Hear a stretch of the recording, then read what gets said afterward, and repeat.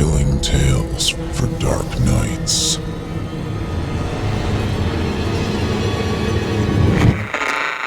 Want to make sure you never miss a Chilling Tales for Dark Nights video again? Be sure to subscribe and hit that bell to turn on notifications.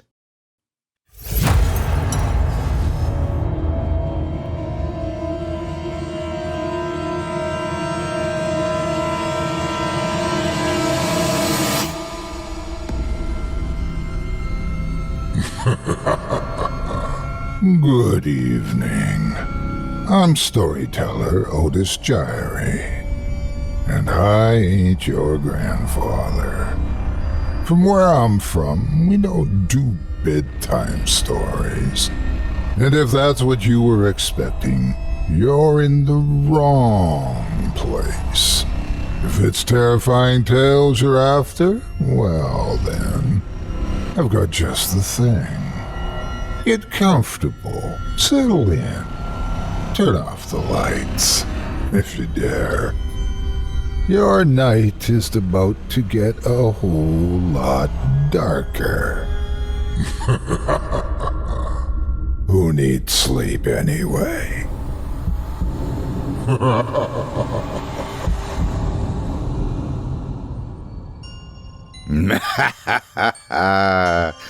Good evening, you're listening to Scary Stories Told in the Dark. Welcome to bonus episode number 8. I'm your host, Otis Jiry. In tonight's episode, I'll be performing 2 stories for you about fearsome formations and mental maladies, both of them plumbed from the depths of my extensive audio archive. I sincerely hope you enjoy them, and that you'll join me each and every Wednesday for more terrifying tales from my creep-filled crypt.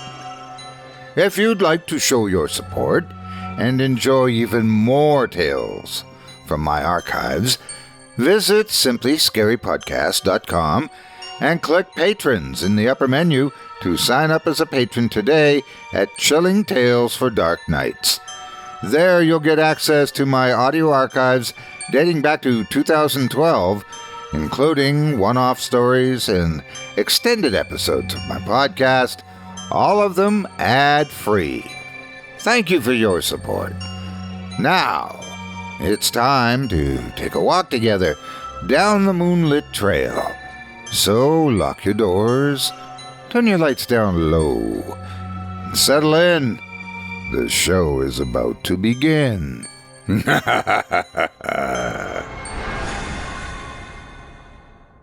Our first tale of terror this evening comes to us courtesy of author K.E. Moore. In it, a widower's daughter shows an interest in a mysterious pile of rocks down the street, with unwanted consequences.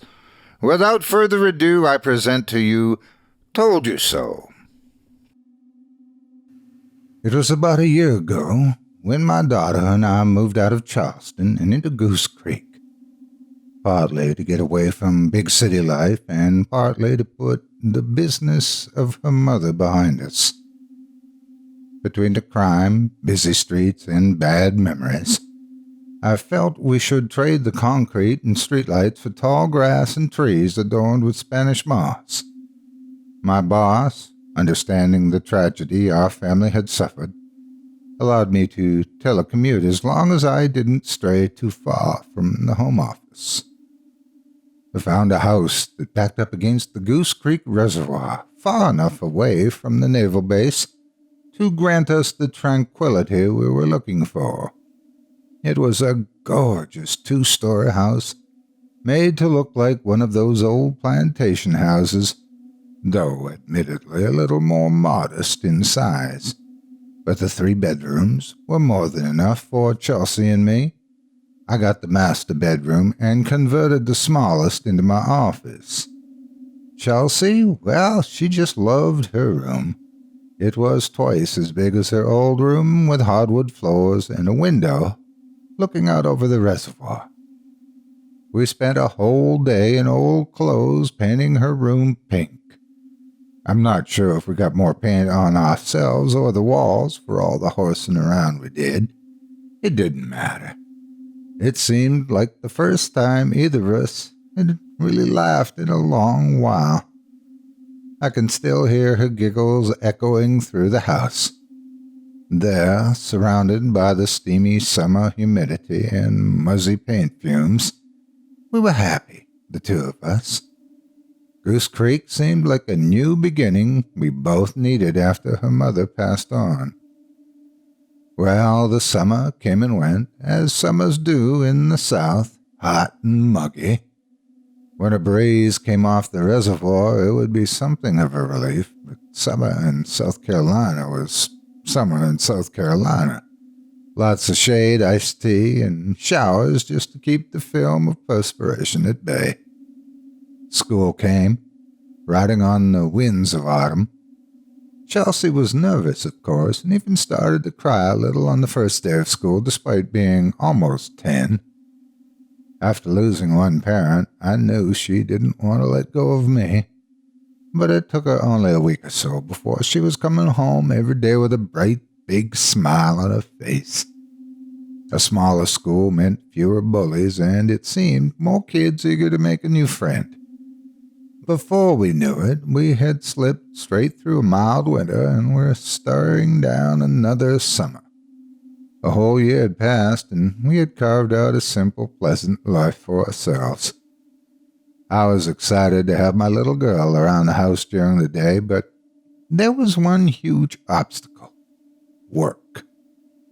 When most people hear telecommuting, they think of waking up when you want to, doing your work at your own pace, and only putting on proper clothes if you feel like it. The reality of telecommuting was not so grand. Working from home still meant full work days, client calls at all hours of the day, and being checked on regularly by the boss via webcam. This, however, was another benefit to Goose Creek. I felt comfortable letting Chelsea go out and explore, ride a bike, or walk to her friend's house. I made a point of making sure she stopped back at the house for lunch every day. We also had a long discussion about how far she was allowed to roam, and that she wasn't to play near the reservoir while I was working. Chelsea didn't fuss one bit. She never experienced so much freedom in her life. One day in late June, that my little girl walked in the house at 11:30. Her pink t-shirt and shorts were cleaner than normal, and her auburn ponytail wasn't half as frazzled as it was on most summer days. She met me in the kitchen with a quizzical look on her face. She climbed onto one of the stools by a big window facing the street and asked, "Daddy, what are they doing at the end of the street?" I turned to look out the window and frowned. "I don't know, Chelsea. What does it look like they're doing?" Chelsea shrugged as she pulled her plate close. I had made tuna sandwiches and iced tea, and she had taken a big bite and was still chewing when she said, "No, looks like digging or something." "Manners," I said. She swallowed a bite and repeated herself more clearly. "Looks like they're digging, but I don't know why." It was my turn to shrug. "Probably just road work or something," I said before biting into my own sandwich. "Can I explore it after lunch?" she asked. "Well, I don't know if that's a good idea, Chelsea. It could be dangerous." "I'll be careful, Daddy, promise." She put on her big-eyed expression, the one that is supposed to melt a father in place, and one that I had fought hard against, which to build up resistance. At the same time, I remembered when I was her age, and how I probably wouldn't even have bothered asking my parents. When I thought back to the trouble I'd get into, I wondered how it was I ever made it to adulthood. Finally, I relented, but only a bit. "You can ask the workers if there are any that aren't too busy. But that's it, understand? You aren't to cross any boundaries or touch anything. We got a deal?" Chelsea looked at me like she was going to try to haggle with me on the terms. She did that sometimes. She thought better of it, and with her big bright smile nodded and said, "Deal." We finished our sandwiches and tea. Chelsea hurriedly washed up before dashing out of the house, the screen door banging loudly in her wake. I carried myself back to my office, checked in with my boss, and forgot all about the road work Chelsea was so excited about at lunch. Chelsea was eager to remind me when she brought it back up later in the evening as I threw some burgers on the grill for dinner. "There wasn't anybody there when I went to go look, Daddy," she said, pouting a little. "Anybody," I corrected her. She scowled that scowl that said I knew what she meant. It was her mother's scowl. Ignoring it, I told her she could try again in the morning after breakfast, and that, combined with the burgers topped with lots of ketchup, seemed to satisfy her. I suppose I half expected her to forget about the whole thing. Maybe I didn't expect anything at all. It just wasn't something that was registering on my radar until the morning came, and Chelsea could hardly wait to rush out and see what was going on down the road. She was half out the door when I called her back to remind her to brush her teeth. After her perfunctory scrubbing, she gave me a half-hearted hug and bolted. Strange, I thought, and I found myself following her footsteps out to the edge of my front lawn to get a better look at what had captivated her so. I looked down the road in the same direction Chelsea was jogging, and saw nothing more than a pile of rubble on the side of the road. There were no road signs or caution tape, just a mound of black and gray rocks. It seemed harmless enough, but at the same time I felt a sense of apprehension creep up through my gut and latch onto my spine. "You be careful and remember what I told you, Chel Bear," I hollered after her. She looked back over her shoulder and smiled at me, her hand giving me the thumbs up before returning her attention to the rubble pile. I shook my head and made my way back inside. I had a web meeting with some new clients to prepare for. When I got back to my office, I discovered that I could actually see just a sliver of the rubble pile from my office window. The needs of my meeting drew my attention away, but when I logged off of the group video chat, I grabbed a cup of coffee and found myself staring down the road at the heap. Chelsea was nowhere to be seen, probably off to go visit one of her friends. No doubt the allure of the rocks had already worn off. But it was odd. If it was road work, there should have been some orange somewhere, a sign or something. And there should have been workers, too, with day-glow vests and hard hats. There was no one there. I was about to put together a report for my boss on the meeting when movement from the rubble stopped me. Fear swiftly shooting down my throat and forming a solid, heavy pit in my stomach. There was someone there working after all, but it was all wrong. It was a pretty long street, so I couldn't be sure exactly of what I was seeing, but Dayglow is pretty unmistakable, and this guy wasn't wearing any at all. Instead, his tall, gaunt frame was dressed in black from head to toe, long sleeves and all. That bit I found out. Who would dress like that in this heat? Odder still was his hat. He looked like he was wearing one of those old stovepipe hats. I didn't even know they made those anymore, outside maybe costume shops and elementary school classrooms. But there was, in all black, the stovepipe hat and a shovel slung over his shoulder. The curious figure vanished behind the pile. It was such a strange image, I was tempted to think it was just my overreactive imagination. Real or not, all thoughts of the unsettling figure were pushed out of my mind by the chime from my computer, informing me that my boss needed to chat with me. The noise startled me so much that I spilled coffee all over a stack of my reports, ultimately pushing the image of the dark stranger out of my mind so I could focus on the newly burgeoning coffee crisis, along with the numbers and contractual obligations and everything else that came up in the meeting. At lunch, Chelsea informed me that, again, to her disappointment, she didn't find any men working at the site. But she did have something new to share. Daddy, there's something strange about those rocks. What's that, Chowbear? Well, I don't think they're rocks at all. Why is that? They're all smooth and shiny. I've never seen any rocks in the wild as smooth and shiny as that, she said, putting on a facial expression that declared to the world that she was an expert on the subject of smoothness of natural rocks. I love that bit. I frowned. You didn't go messing about in that pile, did you, Chowbear? Of course not, Daddy. I was just looking, and when no one turned up, I went on over to Teresa's. Her daddy put up a swing tire. For a moment, I contemplated telling her about the man in the black clothes and stovepipe hat, but then thought better of it. I didn't know what was going on down the street, but I figured the less curiosity I encouraged, the better. There was no more discussion of the rubble at the end of the street until that evening.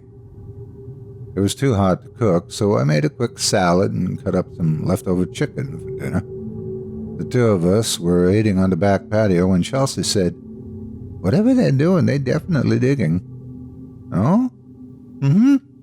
There's a big old ditch just on the other side of the pile," Chelsea said. "Did you ever find someone to tell you what it's all about?" I asked. Chelsea shook her head, clearly frustrated. "No, but I aim to find out," she declared.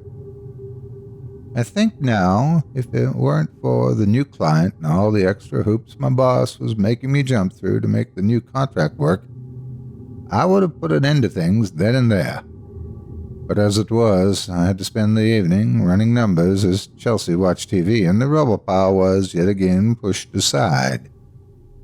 I didn't even think about it again until a few days later at lunch when Chelsea announced, "Daddy, I think those rocks are broken up tombstones." "Now, what in the world would make you say a thing like that?" I said, as my fork hovered between my plate and my mouth. My mind instantly reverted back to the tall figure in the stovepipe hat, and an uneasy, prickling sensation crawled down my spine. "Well, like I said, they're all smooth and shiny, and I think I saw some writing on some of them." "I think one little girl's imagination is running away with her is what I think," I said pointedly. Chelsea responded with her patented scowl. I was about to forbid her from looking into the pile any further, but sometimes the quickest and surest way to make sure a kid does a thing is to forbid her to do it.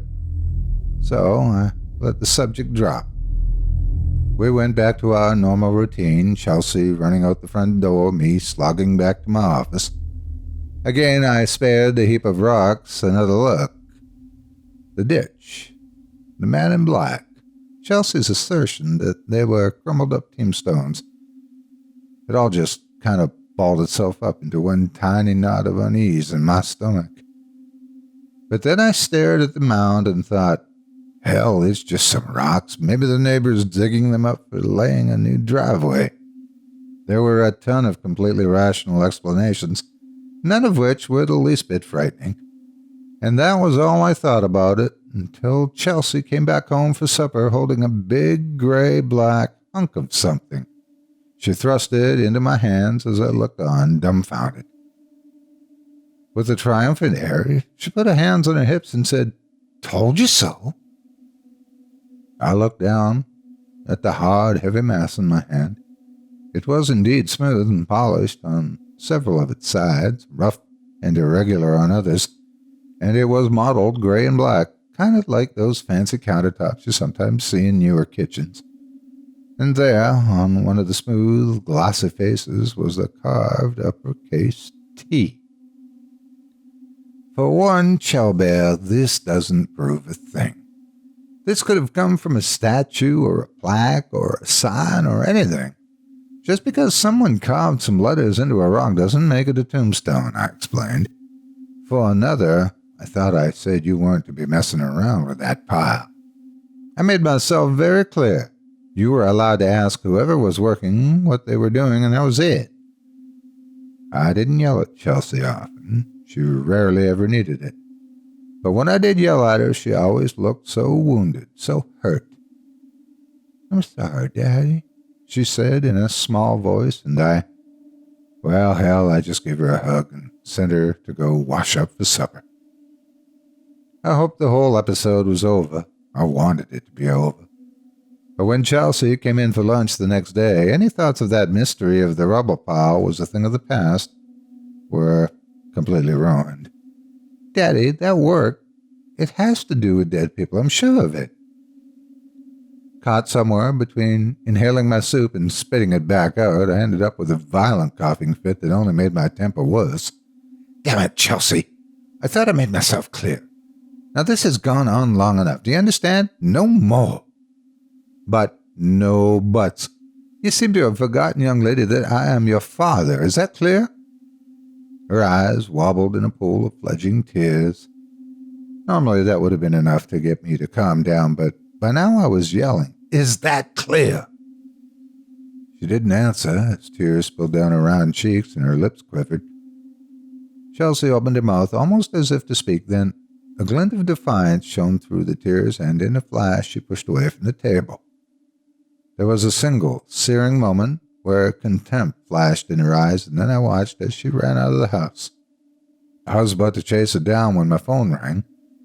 I considered ignoring it, but if I ignored even one of my calls from my boss, I would lose the telecommute privileges. Hissing curses under my breath, I checked the phone and answered it. I should have gone after her. I know that now. But the next thing I knew, I was chained to my computer, hunting down all the technicalities my boss needed to make his new contract work. The time for Chelsea to come home had come and gone. I was already worried when she stormed out of the house. But when the sun had started to get bloated and red and she still wasn't home, I was on the verge of panic. Outside, the shadows began to stretch and deepen, and the rock pile down the road took on a strange, dark, mysterious quality. Unsure what to do, I started looking through the list of moms in my address book. I bit back the worry in my voice as I called one after another, trying not to let the fear show, even as I asked if they had seen my daughter. Each call ended up being a different variation of the same theme. "No, sorry, Chelsea hasn't been here today. Is something wrong?" I was about to call the fifth mom when I heard the back door swing open and slam shut. "Oh, thank God," I breathed, not even bothering to hang the phone back in its cradle. "Shell Bear, honey, I'm so glad you—" The words died in my throat, my muscles locking up as I turned the corner and stepped into the kitchen. Terror poured over me as I stared at the thing in my kitchen. It was a man, or at least it once had been a man, though how long ago was impossible to say. Where there should have been skin and eyes, there was now only bone caked in black soil, eye sockets empty as they stared blankly back at me. His clothes were once fine, a black tuxedo or at least a good suit, but the shirt had been torn to shreds, revealing his ribcage, mottled gray with rot and earth. Underneath I could make out shriveled, blackened organs turned hard and formless with time, held in place by clumps of fetid soil. One hand clutched a stovepipe hat, almost as though this thing was too polite to wear it indoors. The other hand rested on the shoulder of my baby girl, Chelsea. Her skin was ashen, her hair limp, and her eyes empty, almost as though they had been as hollow as those of the corpse beside her. That dead, empty gaze turned up to me, and in a small voice I could only just recognize as belonging to my daughter, she said, "Told you so."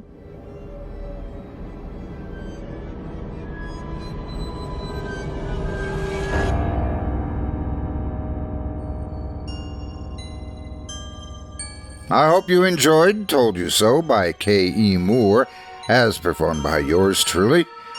Up next, we've got one final round of frightening fiction for you.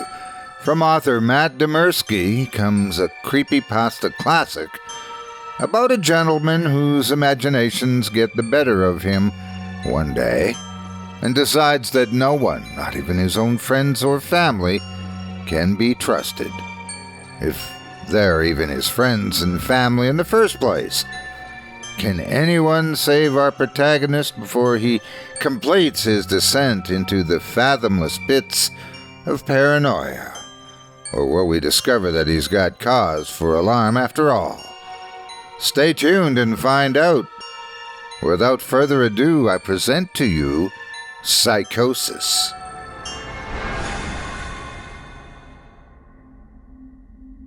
Sunday. I'm not sure why I'm writing this down on paper and not on my computer. I guess I've just noticed some odd things. It's not that I don't trust the computer. I just need to organize my thoughts. I need to get it all down, all the details, somewhere objective, somewhere I know that what I write can't be deleted or changed. Not that that's happened. It's just everything blurs together here, and the fog of memory lends a strange cast to things. I'm starting to feel cramped in this small apartment. Maybe that's my problem. I just had to go and choose the cheapest apartment, the only one in the basement. The lack of windows down here makes day and night seem to slip by seamlessly. I haven't been out in a few days because I've been working on this programming project so intensively. I suppose I just wanted to get it done. Hours of sitting and staring at a monitor can make anyone feel strange, I know. But I don't think that's it. I'm not sure when I first started to feel like something was odd. I can't even define what it is. Maybe I just haven't talked to anyone in a while. That's the first thing that crept up on me. Everyone I normally talk to online while I program has been idle, or they've simply not logged on at all.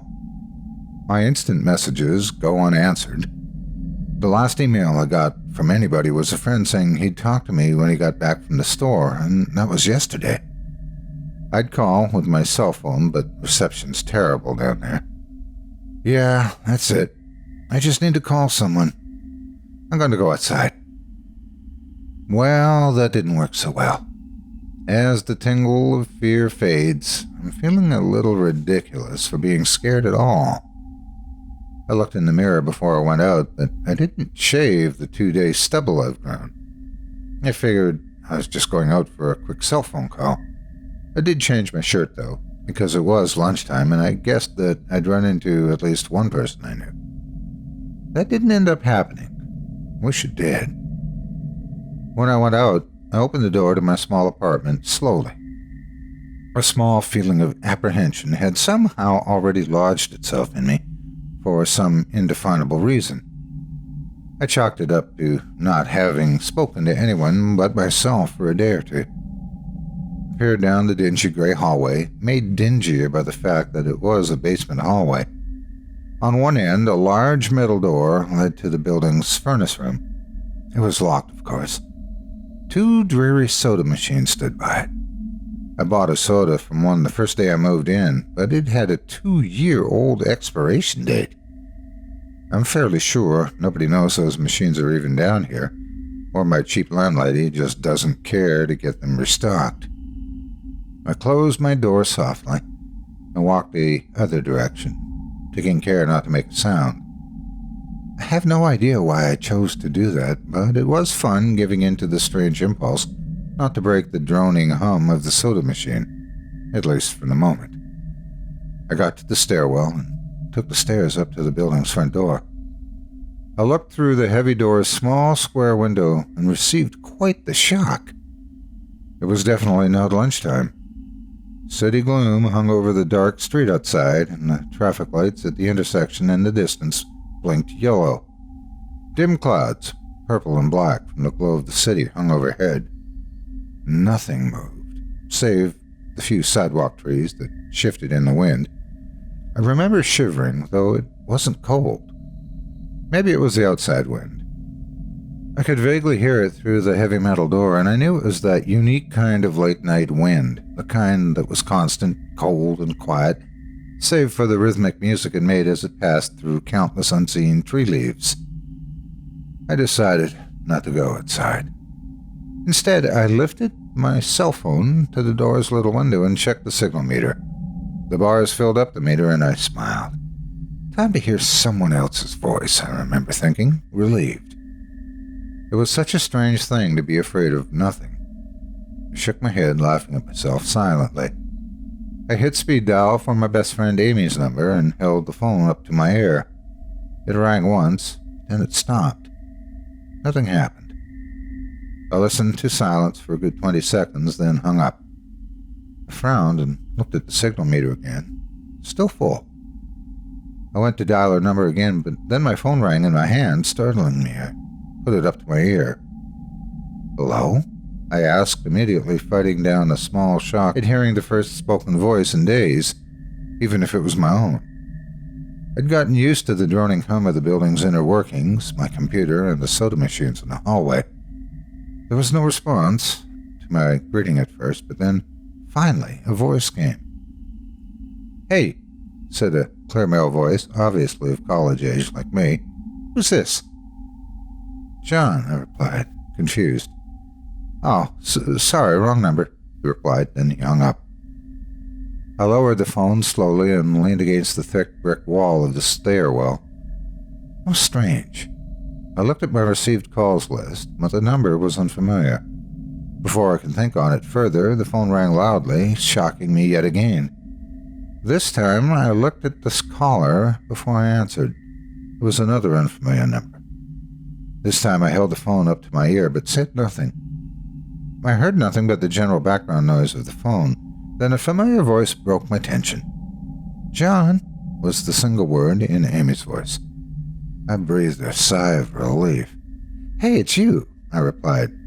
"Well, who else would it be?" she responded. "Oh, the number.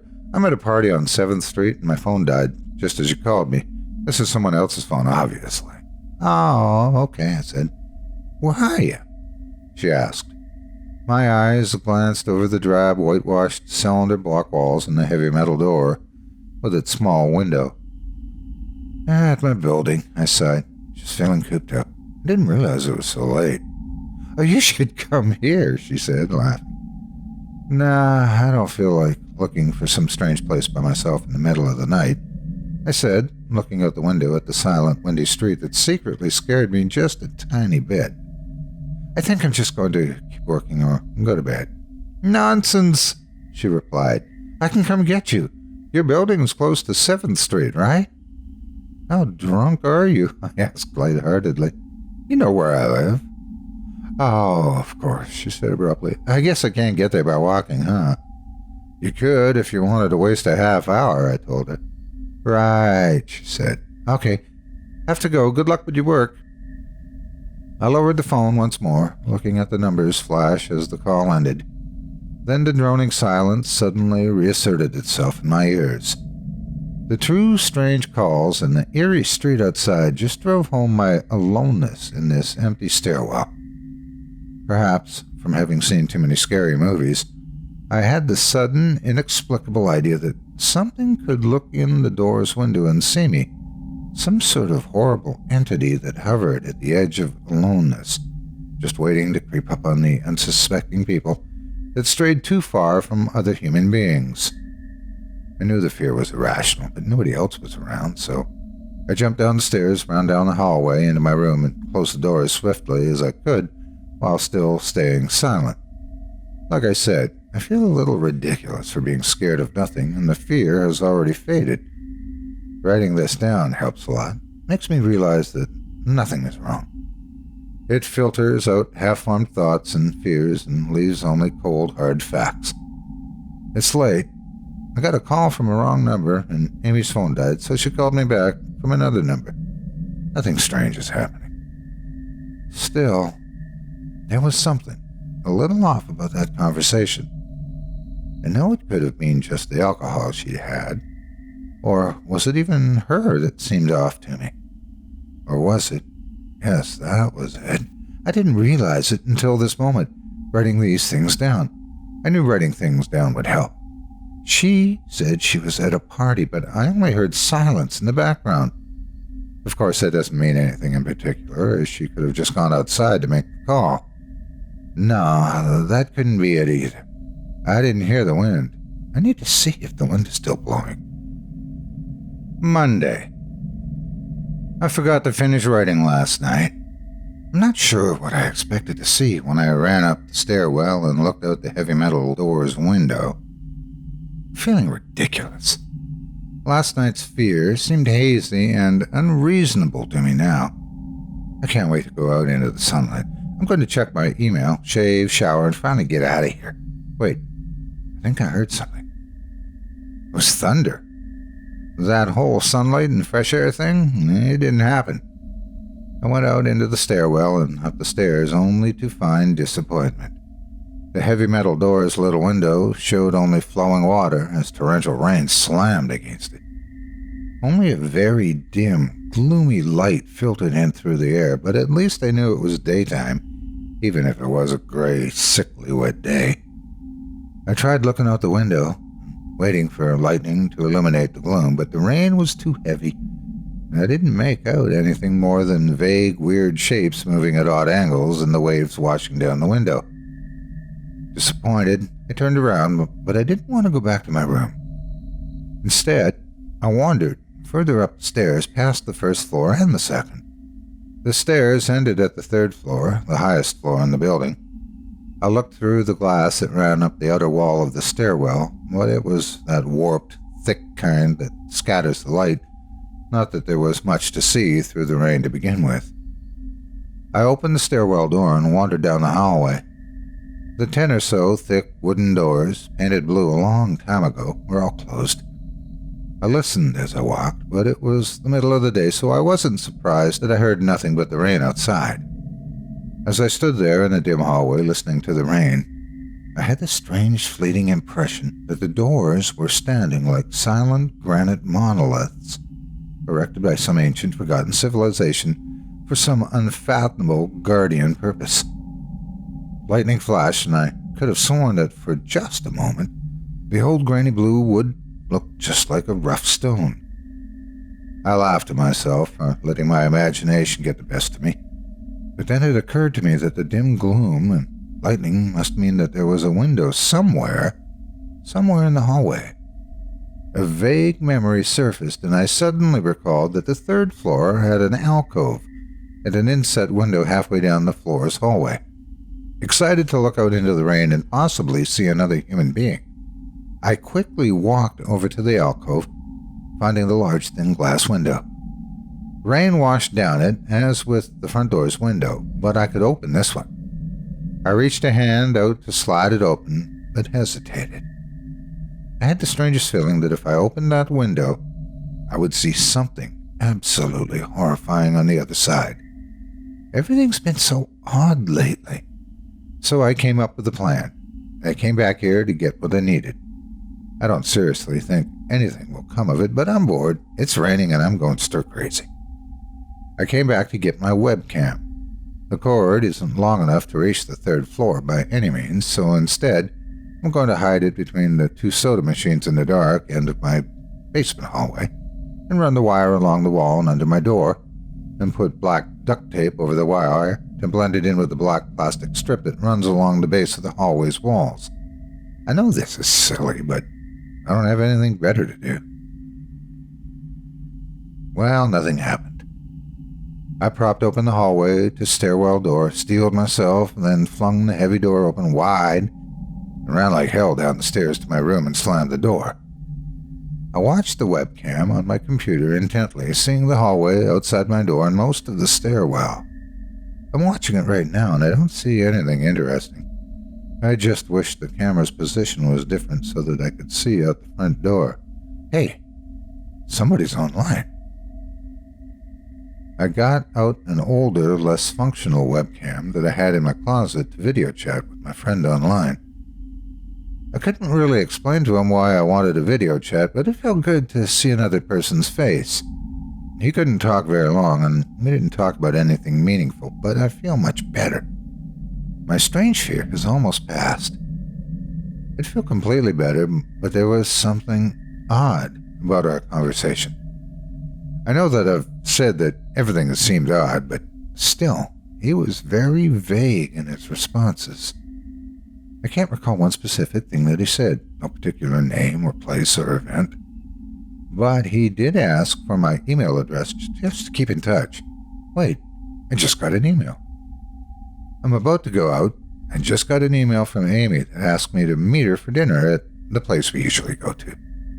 I do love pizza, and I've just been eating random food from my poorly stocked fridge for days, so I can't wait. Again, I feel ridiculous about the odd couple of days I've been having. I should destroy this journal when I get back. Oh, another email. Oh my God. I almost left the email and opened the door. I almost opened the door, but I read the email first. It was from a friend I hadn't heard from in a long time, and it was sent to a huge number of emails that must have been every person he had saved in his address list. It had no subject, and it said simply, "Seen with your own eyes, don't trust them. What the hell is that supposed to mean?" The words shock me, and I keep going over and over them. Is it a desperate email sent just as something happened? The words are obviously cut off without finishing. On any other day, I would have dismissed this as spam from a computer virus or something. But the words, "Seen with your own eyes." I can't help but read over this journal and think back on the last few days and realize that I have not seen another person with my own eyes or talked to another person face to face. The webcam conversation with my friend was so strange, so vague, so eerie, now that I think about it. Was it eerie? Or is the fear clouding my memory? My mind toys with progressions of events I've written here, pointing out that I have not been presented with one single fact that I did not specifically give out unsuspectingly. The random wrong number that got my name and the subsequent strange return call Amy, the friend that asked for my email address. I messaged him first when I saw him online. Then I got my first email a few minutes after that conversation. Oh my God, that phone call with Amy. I said over the phone, that I was within half an hour's walk of 7th Street. They know I'm near there. What if they're trying to find me? Where is everyone else? Why haven't I seen or heard anyone else in days? No, this is crazy. This is absolutely crazy. I need to calm down. This madness needs to end.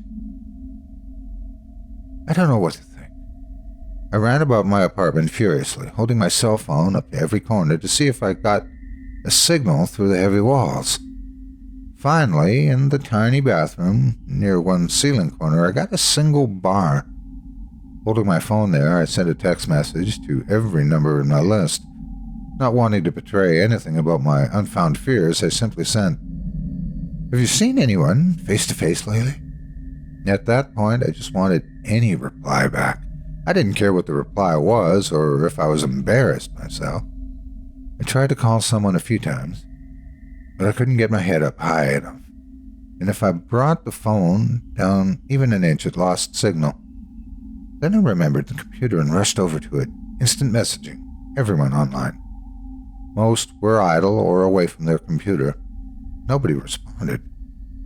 My messages grew more frantic, and I started telling people where I was and to stop by in person for a host of barely passable reasons. I didn't care about anything by that point. I just needed to see another person. I also tore apart my apartment looking for something that I might have missed, some way to contact another human being without opening the door. I know it's crazy, I know it's unfounded, but what if? I just need to be sure. I taped the phone to the ceiling in case. Tuesday. The phone rang. Exhausted from last night's rampage, I must have fallen asleep. I woke up to the phone ringing and ran to the bathroom, stood on the toilet, and flipped open the phone taped to the ceiling. It was Amy, and I feel so much better. She was really worried about me and apparently had been trying to contact me since the last time I talked to her. She's coming over now, and yes, she knows where I am without me telling her. I feel so embarrassed. I'm definitely throwing this journal away before anyone sees it. I don't even know why I'm writing in it now. Maybe it's just because it's the only communication I've had at all since God knows when. I look like hell, too. I looked in the mirror before I came back in here. My eyes are sunken, my stubble is thicker, and I just look generally unhealthy. My apartment is trashed, but I'm not going to clean it up. I think I need someone else to see what I've been through. These past few days have not been normal. I'm not one to imagine things. I know I've been the victim of extreme probability. I probably missed seeing another person a dozen times. I just happened to go out when it was late at night or the middle of the day when everyone was gone. Everything's perfectly fine. I know this now. Plus, I found something in the closet last night that has helped me tremendously. A television. I set it up just before I wrote this, and it's on in the background. Television has always been an escape for me, and it reminds me that there's a world beyond these dingy brick walls. I'm glad Amy, the only one that responded to me after last night's frantic pestering of everyone I could contact. She's been my best friend for years. She doesn't know it, but I count the day that I met her among one of the few moments of true happiness in my life. I remember that warm summer day fondly. It seems a different reality from this dark, rainy, lonely place. I feel like I spent days sitting in that playground, much too old to play, just talking with her and hanging around doing nothing at all. I still feel like I can go back to that moment sometimes, and it reminds me that this damn place is not all that there is. Finally, a knock on the door. I thought it was odd that I couldn't see her through the camera I hid between the two soda machines. I figured that it was bad positioning, like when I couldn't see out the front door.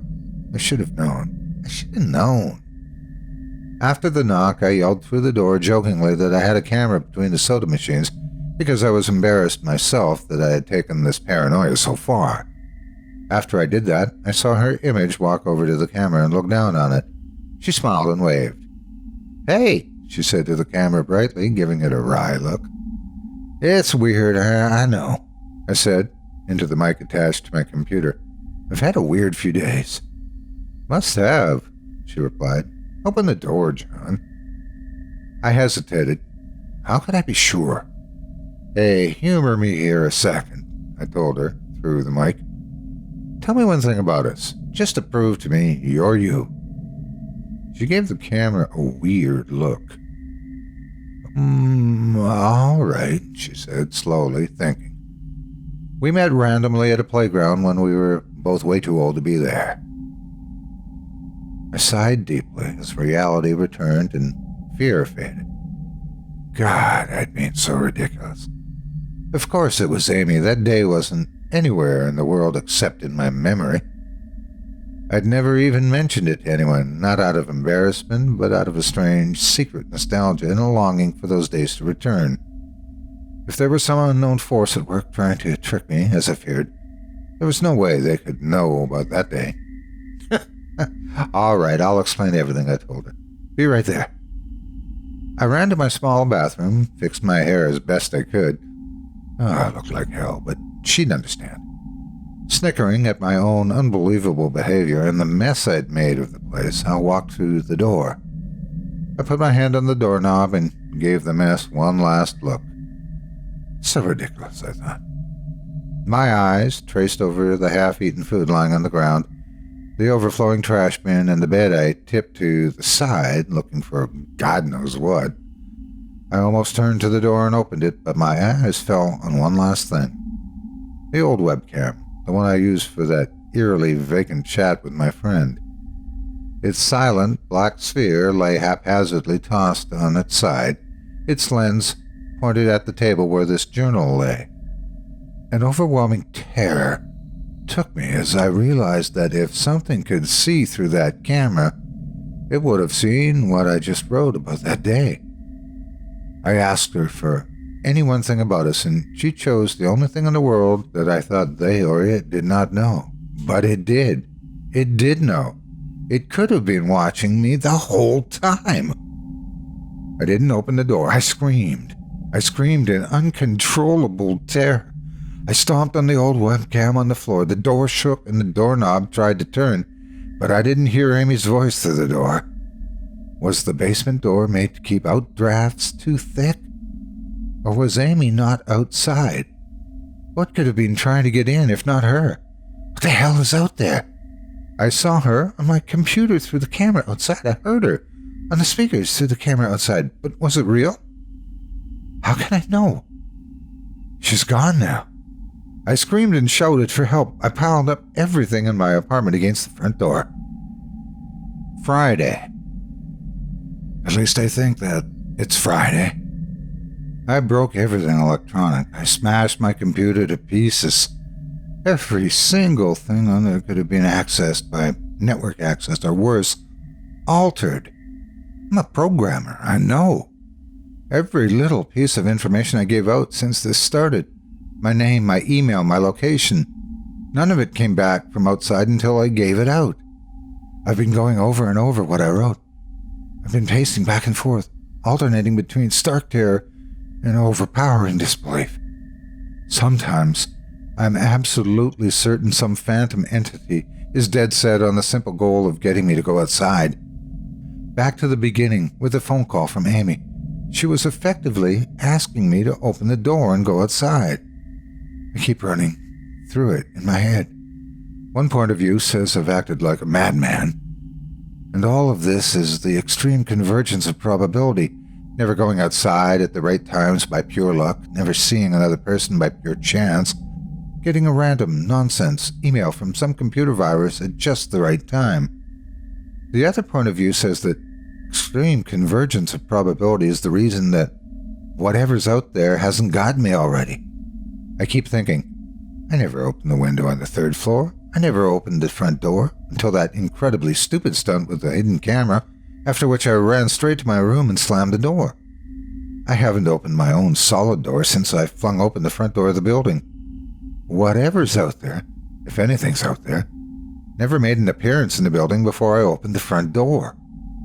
Maybe the reason it wasn't in the building already was that it was elsewhere getting everyone else. And then it waited until I betrayed my existence by trying to call Amy, a call which didn't work until it called me and asked me my name. Terror literally overwhelms me every time I try to fit the pieces of this nightmare together. That email, short, cut off. Was it from someone trying to get word out? Some friendly voice desperately trying to warn me before it came? Seen with my own eyes. Don't trust him. Exactly what I've been so suspicious of. It could have masterful control of all things electronic, practicing its insidious deception to trick me into coming outside. Why can't it get in? It knocked on the door. It must have some solid presence. The door. The image of those doors in the upper hallway as guardian monoliths flashes back in my mind every time I trace the path of thoughts. If there is some phantom entity trying to get to me to go outside, maybe it can't get through doors. I keep thinking back over all the books I've read or movies I've seen, trying to generate some explanation for this. Doors have always been such intense foci of human imagination, always seen as wards or portals of special importance. Or perhaps the door is just too thick. I know that I couldn't bash through any of the doors in this building, let alone the heavy basement ones. Aside from that, the real question is, why does it even want me? If it just wanted to kill me, it could do it any number of ways, including just waiting until I starve to death. What if it doesn't want to kill me? What if it has some far more horrific fate in store for me? God, what can I do to escape this nightmare? A knock on the door. I told the people on the other side of the door I needed a minute to think, and I'll come out. I'm really just writing this down so I can figure out what to do. At least this time I heard their voices, my paranoia, and yes, I recognize I'm being paranoid. has me thinking of all sorts of ways that their voices could be faked electronically. There could be nothing but speakers outside simulating human voices. Did it really take them 3 days to come talk to me? Amy is supposedly out there along with 2 policemen and a psychiatrist. Maybe it took them 3 days to think of what to say to me. The psychiatrist's claim could be pretty convincing if I decided to think this has all been a crazy misunderstanding and not some entity trying to trick me into opening the door. The psychiatrist had an older voice, authoritarian, but still caring. I liked it. I'm desperate just to see someone with my own eyes.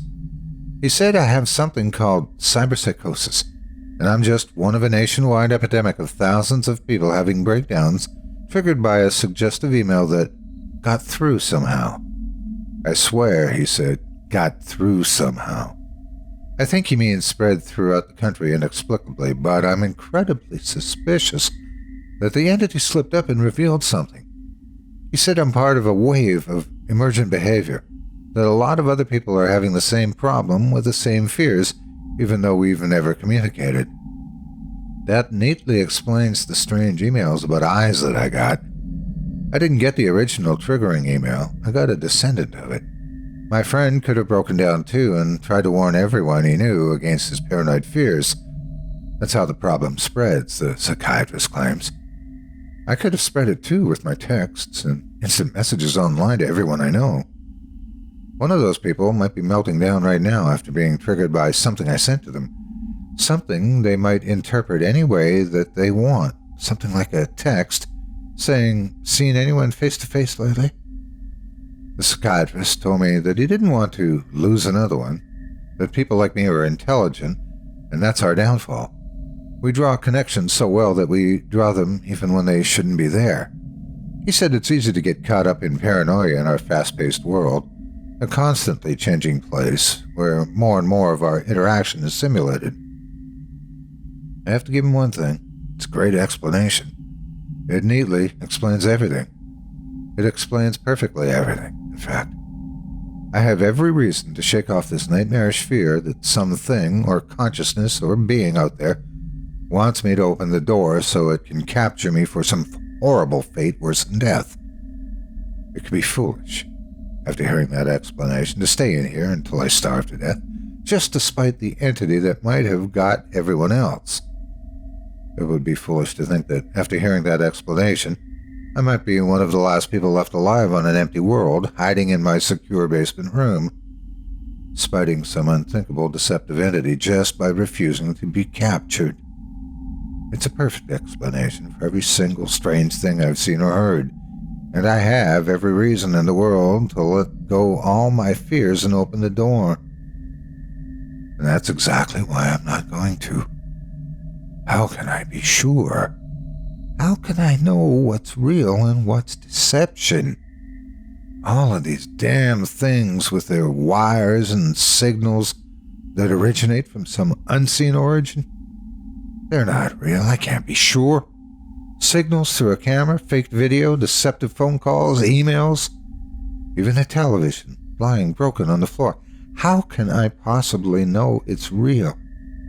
It's just signals, waves, light, the door. It's bashing on the door, it's trying to get in.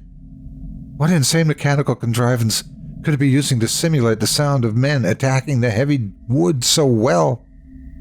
At least I'll finally see it with my own eyes. There's nothing left in here for it to deceive me with. I've ripped apart everything else.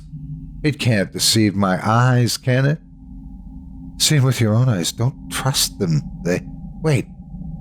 Was that desperate message telling me to trust my eyes, or warning me about my eyes too? Oh my God.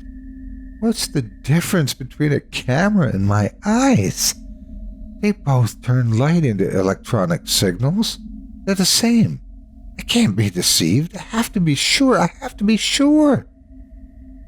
Date unknown. I calmly asked for paper and a pen, day in and day out, until it finally gave them to me.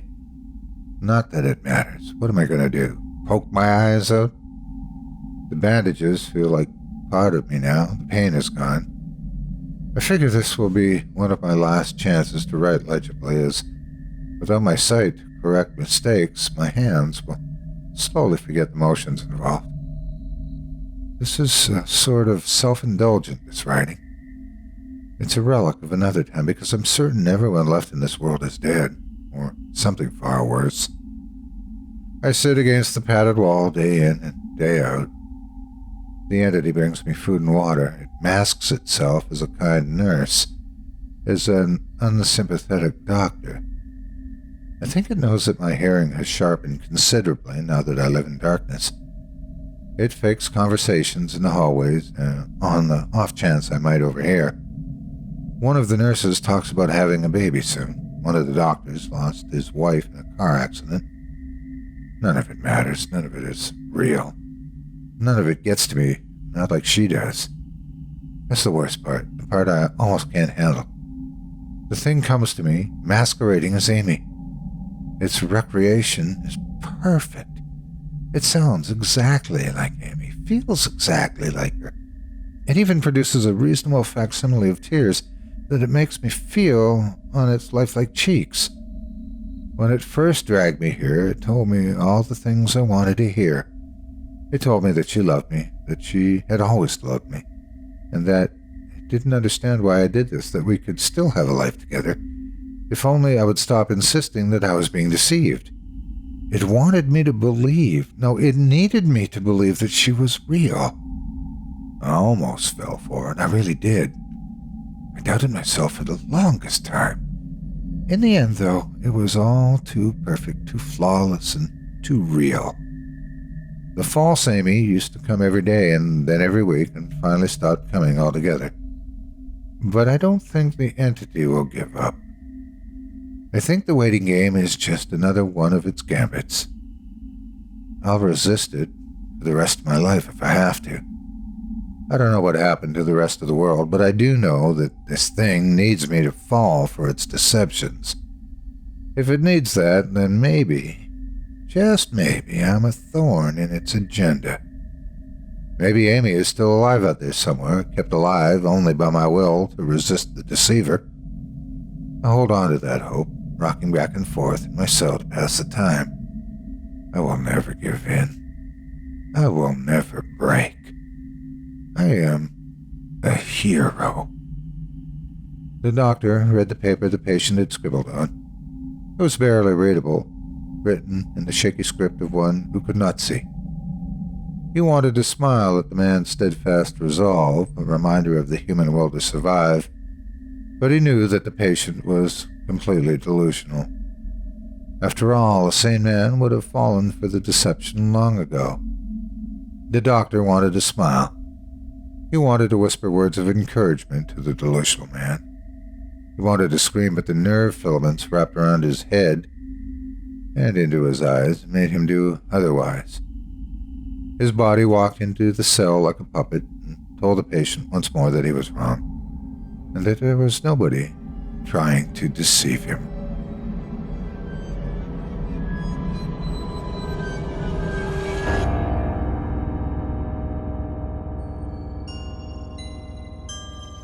I hope you enjoyed Psychosis by Matt Dymerski, as performed by yours truly. If you'd like to support indie horror and author Matt Dymerski, visit Amazon.com and pick up a copy of his books today. Search for him by name on Amazon.com. His last name is spelled Dymerski, Dymerski. Or visit simplyscarypodcast.com/Matt. Once again, that's simplyscarypodcast.com/Matt.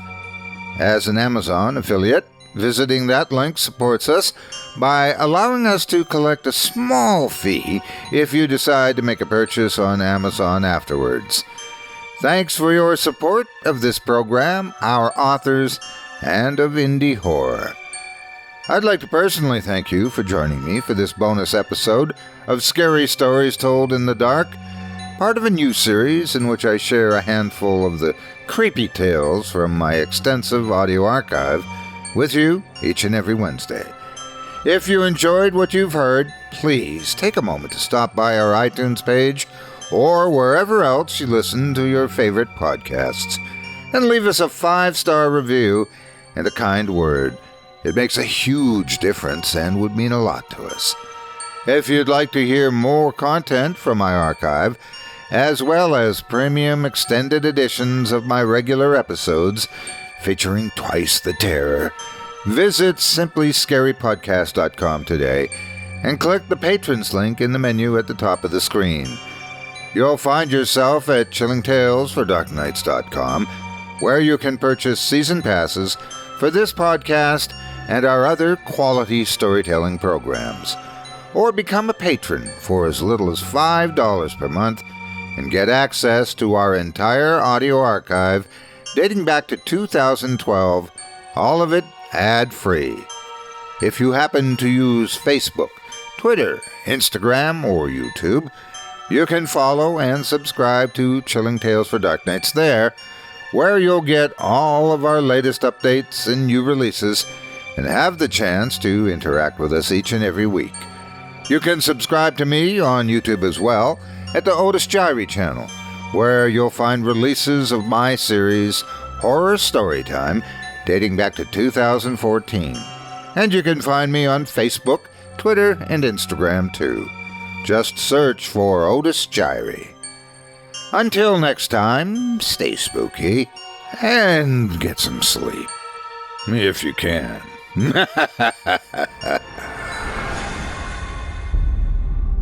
Thanks for listening. You've been listening to Scary Stories Told in the Dark, a production of Chilling Entertainment and the creative team at Chilling Tales for Dark Nights, and a proud member of the Simply Scary Podcasts network. Visit simplyscarypodcast.com today to learn more about our network and our other amazing storytelling programs. Tonight's program was hosted, and its featured stories performed by yours truly, Otis Jiry. Selected stories have been adapted with the kind permission of their respective authors. Original music provided by Luke Hodgkinson and Jesse Cornett. Sound design and final mixing and mastering provided by executive producer and director Craig Groshek. Program's artwork and logo by David Romero. If you're looking for some fresh tales on a daily basis while waiting for the next podcast, check out my YouTube channel, the Otis Jiry channel, and my extensive collection of narrated tales there. Simply search on YouTube by my name and you'll find me. And don't forget to subscribe and press the bell notification icon to get my latest releases. Got a scary tale of your own that you'd like performed? I take submissions. Email it to me today at otis@simplyscarypodcast.com to have your terrifying tome considered for production in a future episode of this show. That's otis@simplyscarypodcast.com. If you've enjoyed what you heard on tonight's program and are joining us on your favorite podcast app, subscribe to us to be sure you never miss an episode, and leave a 5-star review and a comment. Your feedback means a lot to me. You can also follow Chilling Tales for Dark Nights and yours truly on Facebook to connect anytime and get the latest updates on this and other programs and my channel. If you're listening on the Chilling Tales for Dark Nights YouTube channel, do us a favor and hit the subscribe button and the bell notification icon for ctfdn as well to get more spooky tales from me and the crew and another episode of this program each and every Wednesday. And don't forget to hit that thumbs up button to tell us how we're doing and leave a kind word or a request. And don't forget to visit us at chillingtalesfordarknights.com and consider supporting the team by becoming a patron. In addition to helping us out, you'll get exclusive access to our audio archive and ad-free downloads of all your favorite stories, including those you've heard on this program. As for me, I'll be back next Wednesday with more terrifying tales to keep you up all night. But that's all right. Who needs sleep anyway?